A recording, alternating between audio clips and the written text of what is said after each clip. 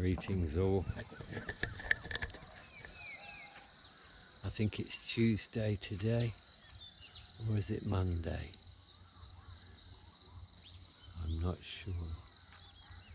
Anyway, we are here again, a very still morning today. There's my partner in crime and my stuff. No cup today, just the bottle.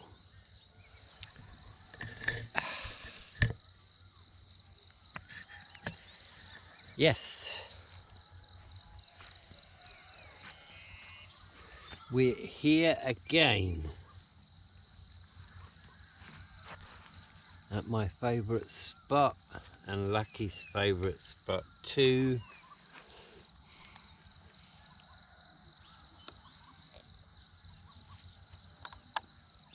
I think if she came out of the house and saw my bike had gone and I wasn't around, she'd come here. She would come here.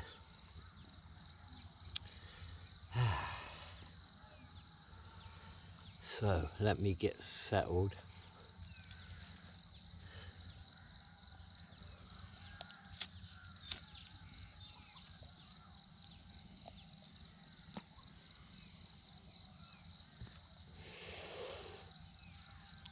It's a lovely morning.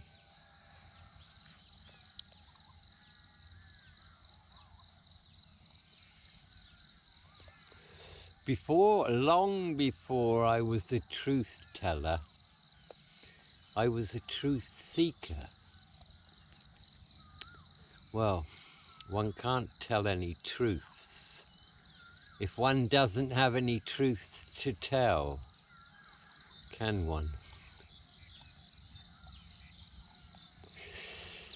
9/11 opened my eyes, as I'm sure it did many others.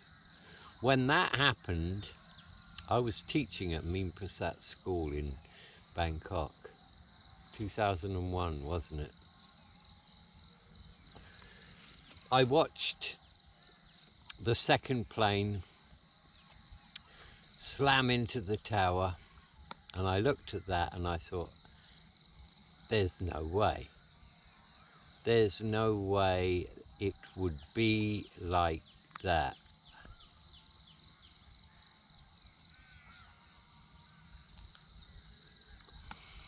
Then I looked at what they'd found outside on the ground, around the Trade Center. I knew that if a commercial aircraft like that slammed into the side of that building, which was extremely well constructed, by the way, beams, steel beams and concrete lattices everywhere. If that slammed into the side of that building, those engines would have sheared off just after contact. On the ground, there would have been Rolls-Royce engines. They don't just melt. There would have been bodies in seats, still strapped to seats everywhere.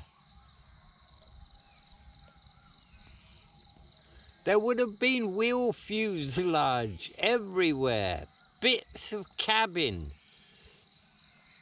There was nothing.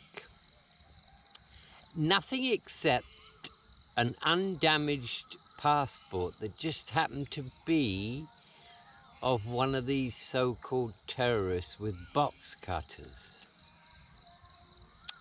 So my initial reaction to that was, something isn't right.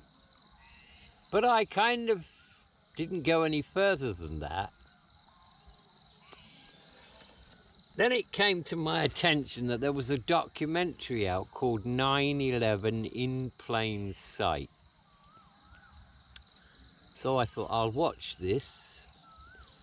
And at the beginning, you know, the guy who presents it, very articulate guy, he sat there and he said, well,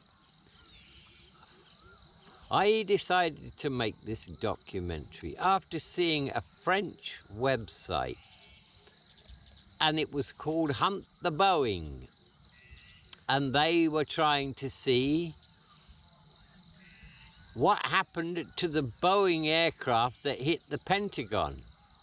Because all that was visible on the outside was a hole 16 feet in diameter. That's all. They had footage before the walls collapsed. So he said, you know, I looked at this website and I'd never seen anything as preposterous in my life. What are they suggesting? So, in response to that, I set about to prove them wrong. And oh boy, he said, was I wrong. The more he looked into the event, the more inconsistencies he found. And once he was convinced that the whole thing was a lie, then he decided to make the documentary all about the lie. And a very good documentary it was too. Now once I saw that, I thought to myself, oh my God, the US government has either engineered and implemented or allowed to happen, because I wasn't sure at that stage. And that's resulted in the death of more than 3,000 of its own citizens. And this guy Osama bin Laden was very, very cliquey with the elites in the US. Very much so, and he's just kind of disappeared. Oh yes, and the night before 9/11, who got flown out of the US? Bin Laden's entire family got flown out of the US.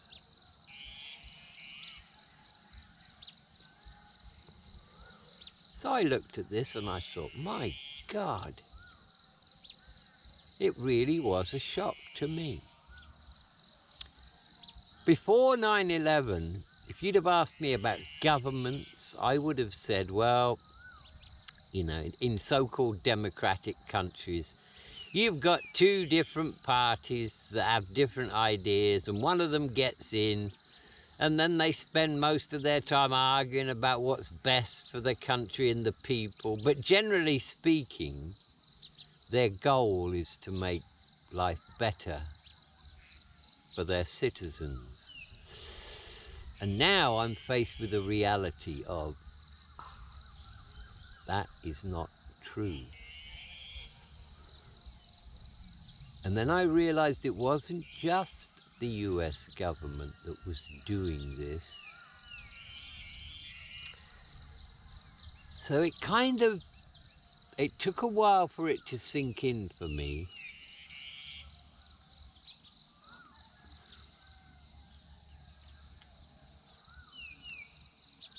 And then I began to peel away the onion of lies. And oh my God, there are so many. And every time you come across a new one, you're like, oh no, surely not this. And yes, this. But let's go back to 9/11, shall we? I mean, the whole thing was obviously a sham. Those two buildings fell into their own footprint with zero resistance. It is impossible for that to happen unless it was a controlled demolition. And then we have Building 7, which the BBC actually announced that it had come down 40 seconds or 4 minutes before it actually did. Then you've got the Pentagon, the most secure building in the world. And there's no CCTV of this commercial airliner flying at 12 feet above the ground and smashing into the side of the Pentagon. And there was only a 16-foot diameter hole. What happened to the tail section then? Did that magically come off before it struck the building?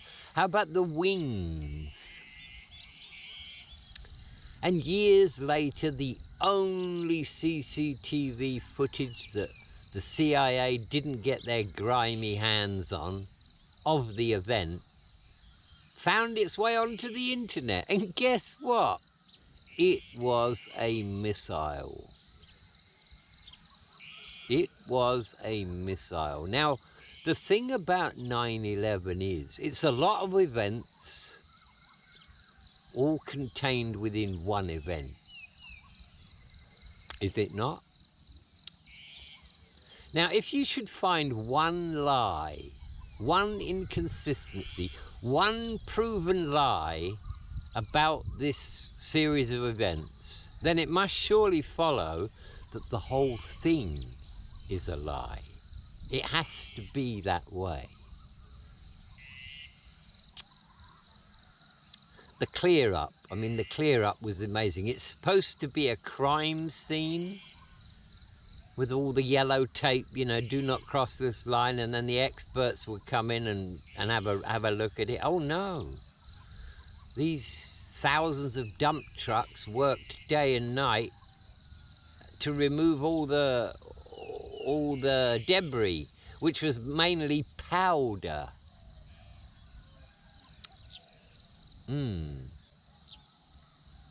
So that was my introduction to it all.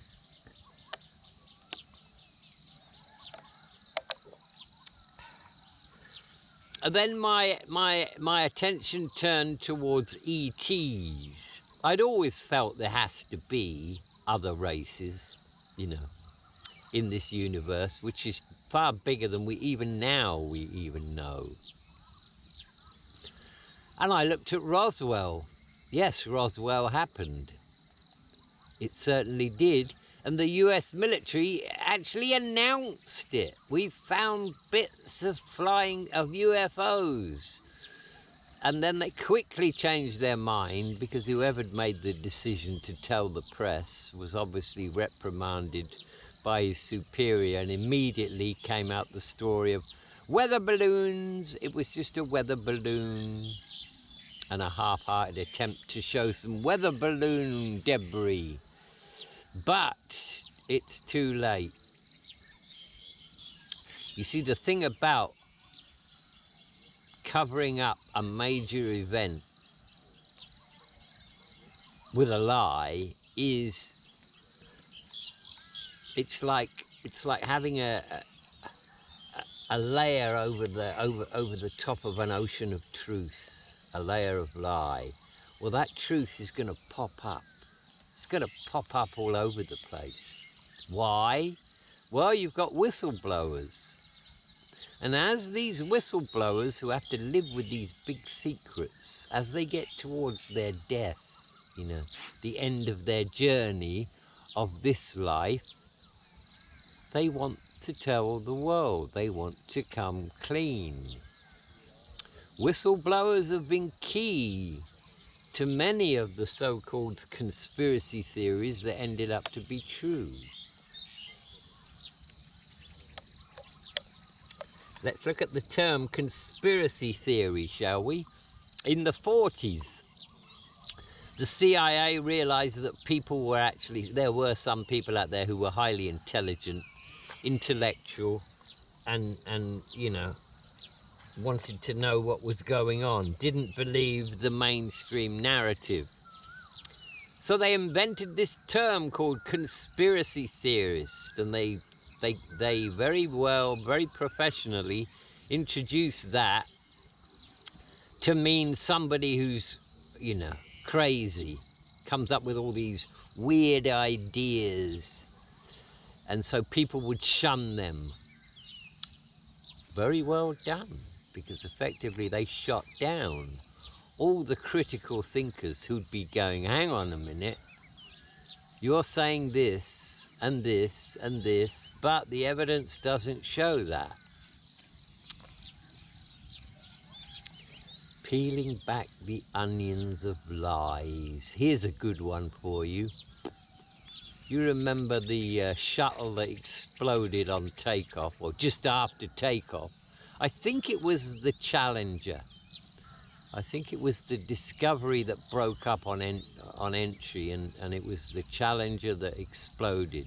So, I saw a documentary a couple of years ago about a guy who traced all 7 astronauts. He showed pictures of them, pictures of their new ID. You look at them, it's exactly the same person. They've all got new IDs, they live in different locations, they've all got work. And he tried to interview 3 of them and they ran away. And I watched this documentary and I thought, holy shit, this guy's done his homework. Why would they do such a thing? I mean, it would be very easy to do. You know, nobody saw those 7 astronauts get into that craft. They saw them get into the lift and go up. But why would they do that? And then I thought about NASA. Never a straight answer, NASA. Well, if they didn't want to do any manned space missions for a while, what would be the best way to do that? Well, you'd have to shape public opinion, wouldn't you? And if you lost 7 astronauts on a shuttle takeoff, boy, that would pretty much do it, wouldn't it? You know, the NASA would then be able to say, and the US government, well, we're halting manned space operations for a while until we get it right. Imagine being one of the astronauts when you're getting ready the day before, you know, and all of a sudden these guys in black suits come in and sit down and they look at you and they say, got some bad news for you, you're not going into space. You're going to have a new identity, there's going to be a big accident and you're not going to be on board, but we've got new identities, a whole load of money and this and that, and you sign these NDAs and your life will be great, and we're really sorry about that, but this is the way it is. And if you tell anyone about it, we'll kill your entire family, including your dog.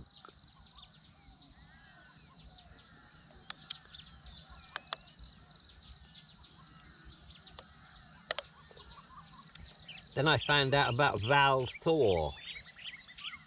You know, the ETs actually made contact with the US president in the White House, and they offered free energy, they offered to get rid of all the pollutions, they offered all this amazing medical stuff, and he said, I need a couple of days, and so he went off to talk to his people, and he came back, he said, I'm very sorry, he said, I'll have to say no, because it would disrupt our systems here so much, you know, the oil, the gas and everything else. And he turned them down. I think it might have been Eisenhower, I'm not sure. Anyhow, that happened. Then, the medical procedure. Oh my God. That was so obvious to me because I'd already been down the big pharma rabbit hole. I already found out that I think it was either John Rockefeller or one of the Rothschilds in the 1920s who gave all this money to universities all over the world to teach drug-based medicine.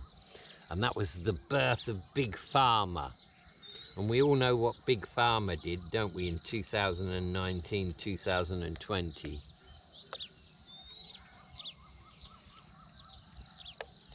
If you want to know the truth about that so-called medical pandemic, Google a guy called Dr. David Martin. Better still, YouTube a guy called Dr. David Martin, and you listen to what this guy has to say. And he's done the research and he's qualified to do the research. It was a global depopulation operation, and they got away with it. Has anybody gone to jail? The only people I think that went to jail are some people who refused the shock. And some people went to jail, some doctors who would only give saline to their patients because they knew and they couldn't bring themselves to do it. But I think they've been released now. So there's just another example. The missing children. Oh my God, when I looked into that. 1 million children go missing every year, and I know why. No, I'm not saying why. All I would say is if you really want to know, then the information is out there as to what happens to these children.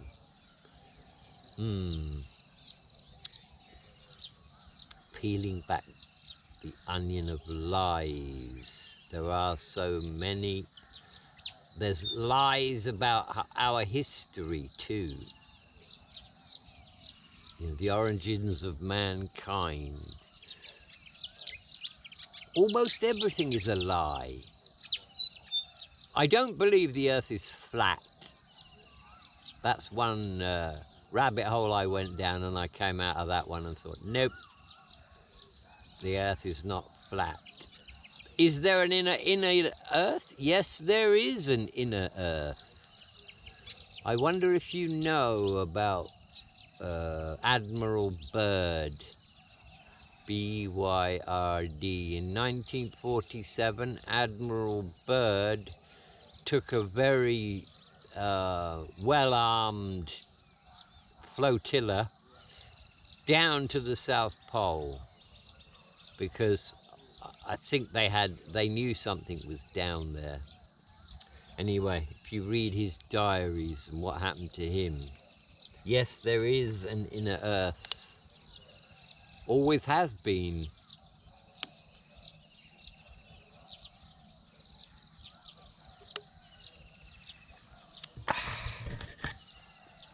Oh, and when I went down the rabbit hole and thought to myself, okay, well, now I know this is true. You know, let's take Hollywood as an example. Once I went down that rabbit hole and I realized that the sex blackmail and the adrenochrome was all real and the satanic side of it was all real, then I just don't give it my attention anymore. I would just think to myself, okay, I now know what Hollywood is, what the entertainment industry is, and I don't need to give it my attention anymore. So I would just come out of those rabbit holes and never go down them again because I just know. Yes. This is over a period of about 10 years, I suppose, me seeking out these truths.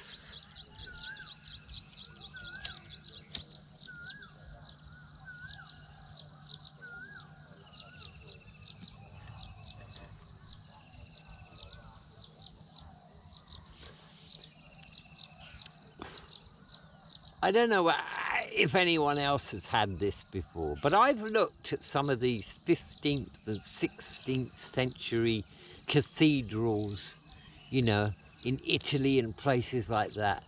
They're absolutely stunning. And I think to myself, how the hell did they build stuff like that then? And we can't build that kind of stuff now. Something's not right.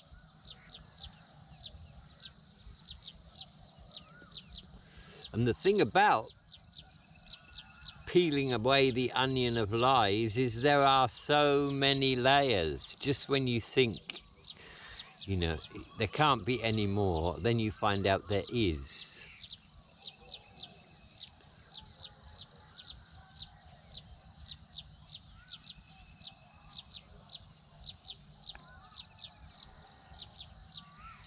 what did it do to me, finding out all this? Well, it didn't really do a lot to me because I was already on the path to emotional detachment and, eradication of the ego. So it really didn't have that much of an effect on me. There was a tinge of disbelief at first, but then a sudden realization hit me. My perception of the world was totally wrong. And once you've seen it, you can't unsee it. Once you know it, you can't unknow it. And I did think hard before telling my kids what I know. When they were about 16 and 14, and I thought to myself, do I really want them to know this? Maybe it's better to just let them be in ignorance of it and just have a nice life in Thailand here. But then I thought, no. My God, if I'd have been born into a world and my father knew the truth and never told me, I'd never forgive him. So I decided to tell them.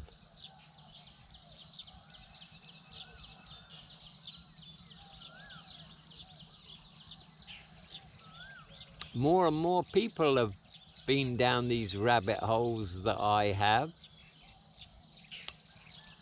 And that includes, well, I gotta be careful what I say. I just have. But let me just say this. There's an awful lot of rabbit holes I went down that I should not have.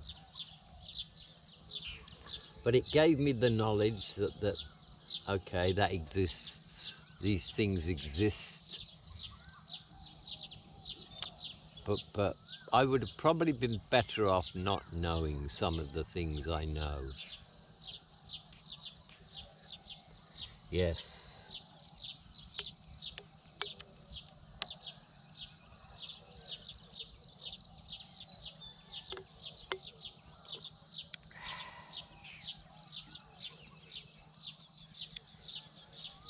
That little fellow's up that tree there again.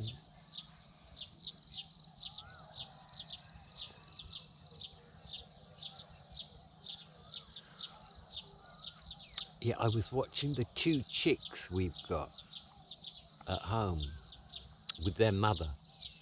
And I just had this thought come into my head, Are these life forms, they are conscious agents, I'm sure of that, just like we are. But are they at the very beginning of their journey? And will their journey end, on this planet anyway, with being human? Maybe every single life form is striving to develop its consciousness, and perhaps the top level on this planet would be dolphins, human beings, whales. Maybe that's the goal.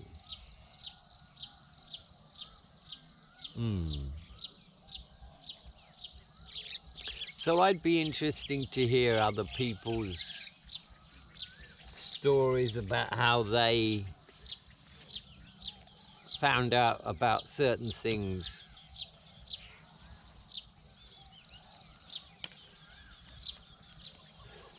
A conspiracy theorist is a critical thinker. It's somebody who looks at the narrative that we're being fed, looks at the event, looks at the evidence and says, well, hang on a minute. Something is not right here.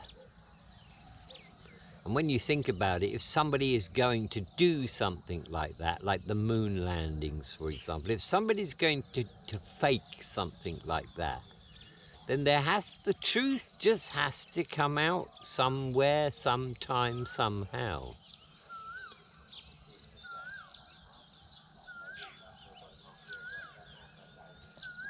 Yeah. It took a while for me to accept that the moon landings were fake. It did. It took me a long time. because there were certain things about it that I thought, no, that they just couldn't. Surely they couldn't do that. And every layer that you take off the onion, you get more surprise. You're more shocked. What? That is a lie too?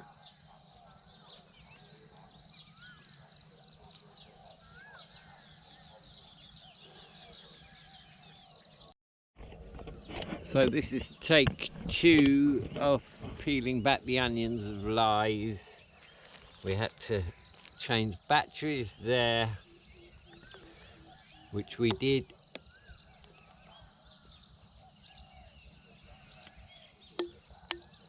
I find it totally incredible. I really do find it totally incredible that nobody has been held accountable for 9/11. The whole world knows now that it was a setup. And nobody has been held accountable for it. I find that astounding. And when you look at that, and you look at what they got away with the pandemic, no wonder they're so bold. I mean, is there anything they can't do? You know, at the end of the 60s, they assassinated their own president. I think there might have been a couple of reasons for that, but they did do that.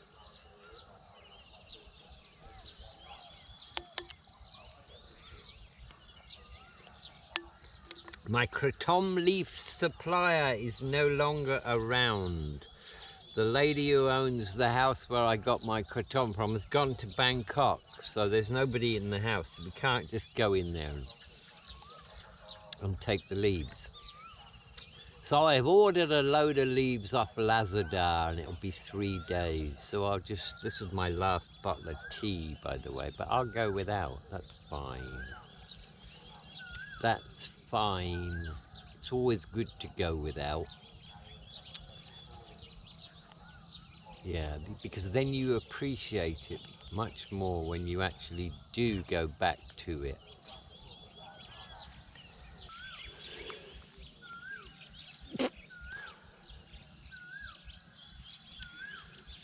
So how does it affect me? How does it affect me? Knowing what I know, well, I just look at the whole mainstream media as a circus. And I now understand how everything is inverted. Yes, everything is inverted. Shall I give you an example of something that's inverted? The Child Protection Services, the very people who should be looking after children in distress, they are the very people who are trafficking them. There's an example of inversion for you. Everything's inverted. So if a politician is saying, well, they're doing this or they're doing that, well, he's actually the one who's doing it. Yes.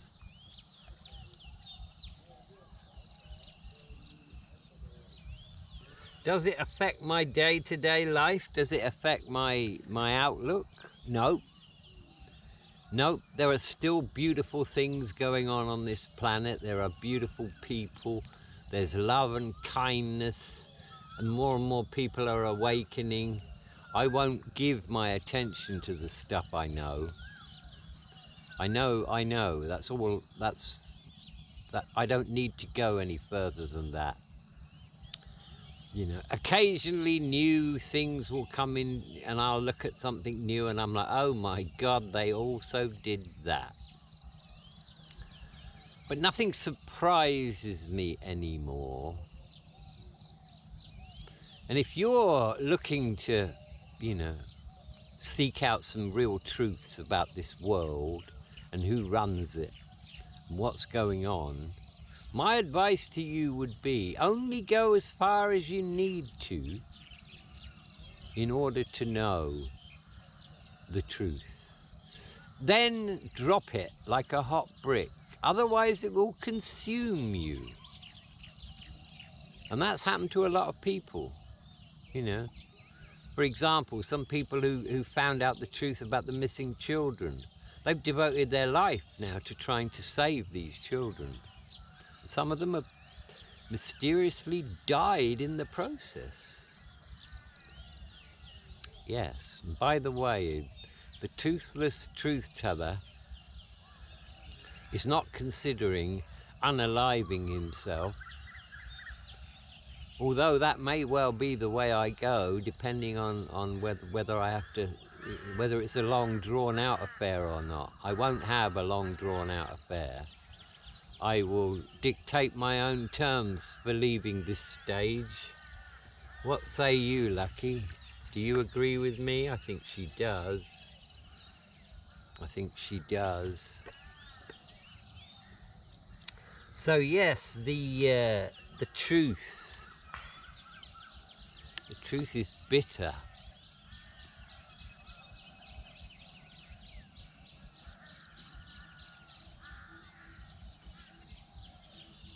The technology that they possess today, that human beings possess today,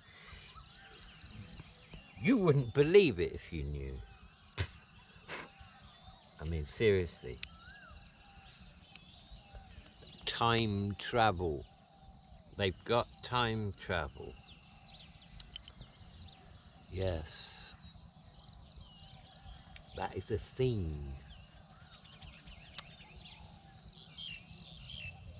It's a thing.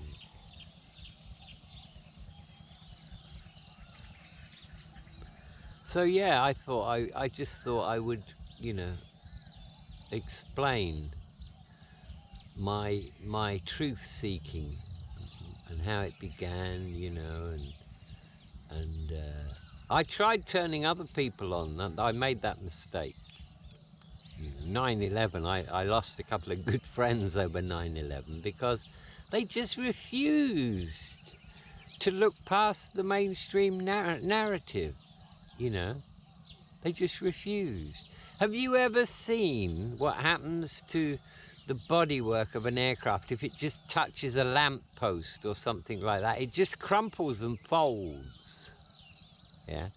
So we're expected to believe that between 400 and 500 miles an hour, this flying aluminium tube goes straight inside a building that's comprised of high quality steel girders and concrete and lattice and all this stuff, and then explodes in the middle.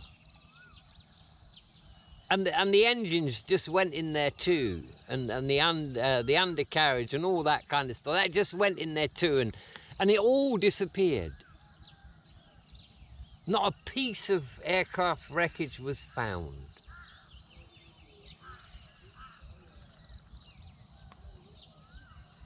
I mean, think about that. And when the buildings came down, it was just dust. Something hit those buildings and turned them into dust. It's just incredible. And I was amazed that most other people could not see it or would not see it.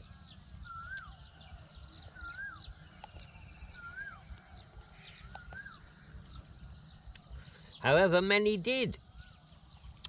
And it awoke them too. It made them realize something really important, you know. What governments do and what they're prepared to do. And they would have gone off and done their own truth-seeking.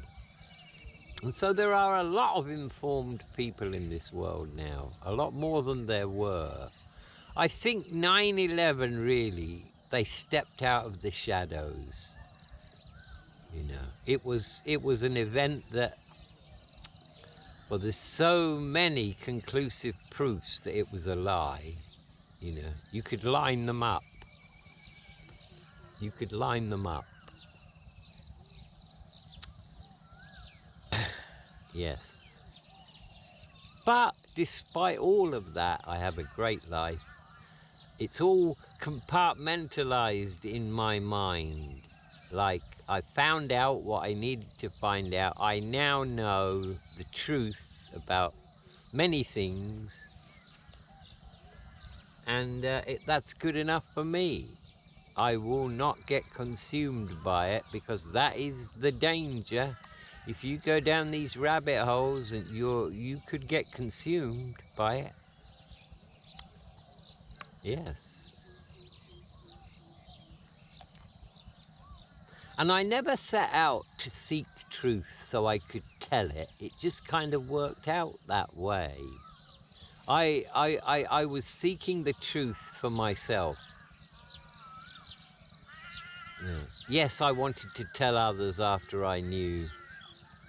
And yes, there was a certain point when I realized, oh my God, this is evil. This is evil, and it's not of this world is involved in this. Wow, I'm listening to those crows over there.